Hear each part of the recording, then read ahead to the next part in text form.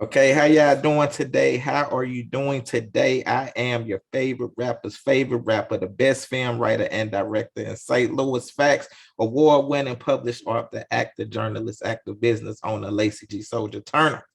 And today we have a special guest, man. We have, to me, one of the most greatest phenomenal actresses to ever walk the face of the earth. She's a phenomenal writer, a film producer, great author, podcaster. We got the amazing, wonderful, phenomenal Cherie Johnson. Welcome to the platform. Hi, honey. Thank you for having me. Oh man, thank you. Like I was telling you before we recorded, I grew up on you. You've just been one of my favorite people. So I'm glad to just have you on the platform. It's like a dream come true. Get to meet my superstar people. Oh, well, thank you so much for growing up with me. I appreciate it. A lifelong homie, I'm just getting to know. So my first question, I want to start from the beginning. Where were you born and raised, and how was your upbringing as a child? I am from Pittsburgh, Pennsylvania. I was raised by a single mama. My grandfather was extremely active in my life, and so were my uncles. I grew up really in a house full of boys. So you was so they protected you, like Still protecting me. said, don't mess with my sister. Yep. Okay, so I want to ask you, how did you get the role? And my favorite show, growing up, Punky Brewster, with Soleil Moon Frye. How did that come about? Thank you. So my uncle actually created Punky Brewster, and he thought it was cool to use my name because what other name is going to go with Punky or Cherry? But he had no intention on me playing Cherry. And he gave me the script and he said, Boots, tell me what you think about it. Growing up, I was a little girl. I never matched my clothes. I had a golden retriever. So parts of the elements in the script were, for me, he used me as his muse. And I read it and I fell in love with it. And I was like, so when do we go to work? And he was like, oh, Uncle's going to work, honey, but you're going to school. And I was like, what do you mean? It's my name. How is somebody else going to play me? So I convinced his then wife, who's my mother's sister, to take me on the audition. And she did it. And she took me on one, and one turned into two, and two turned into seven. And after seven, the president of NBC said, dude, give your niece the job.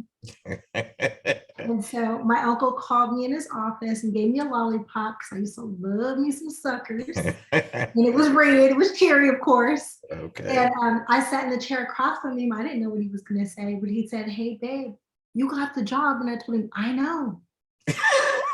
In my head, it never was not mine. He's like, I manifest this. This is my job. Well, like it only makes sense, right? Yes. So you didn't have no acting ability, no classes, none of that. You just went in. I was a little girl in the middle of 8 boys. I acted all the time to get out of trouble. So did you become great friends with the characters, the rest of the people on it?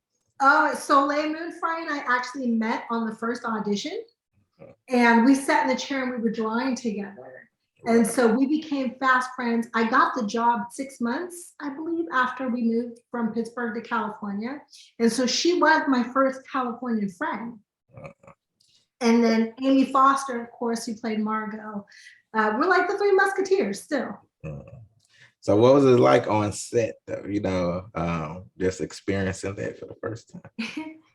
It set me up. Like, I think it set me up for good things, but it set me up to think that like acting was wonderful and it was going to be like the greatest place, because literally we played our pogo stick, like right until they said action. And then we had a wonderful stage manager who literally would grab the pogo stick and be like, go stand on your spots.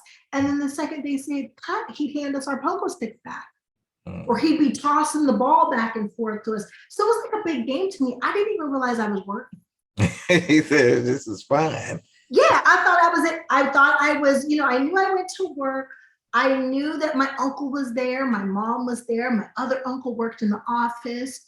Susie Garrett became my surrogate grandmother because then my biological grandmother was still in Pittsburgh.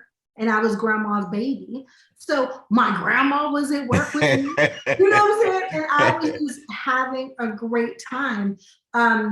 from wardrobe to the producers, like you could come downstairs and the producers would be playing jacks with me and Soleil on the floor.